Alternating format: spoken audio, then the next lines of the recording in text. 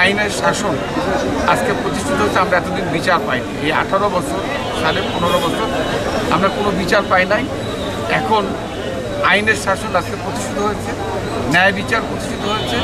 যে আমাদের বিরুদ্ধে যে মিথ্যা মামলা করা হয়েছিল, চাঁদাবাজির মামলা, আমরা চাঁদাবাজির মামলা আজকে 15.5 বছর, হ্যাঁ, মাত্র 10,000 টাকা অভিযোগ। যাই হোক, আল্লাহর শুকরিয়া, আমরা আইনের শাসন প্রতিষ্ঠিত হয়, আজকে সঠিক বিচার পাচ্ছি।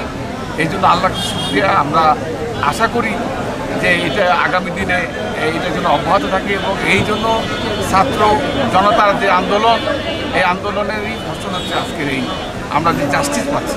আমরা যে অন্যায়ভাবে আজকে 18 বছর 15.5 বছর যে কষ্ট করেছি, আজকে আপনারা দেখছেন যে আমরা অসুস্থ হয়ে গেছি।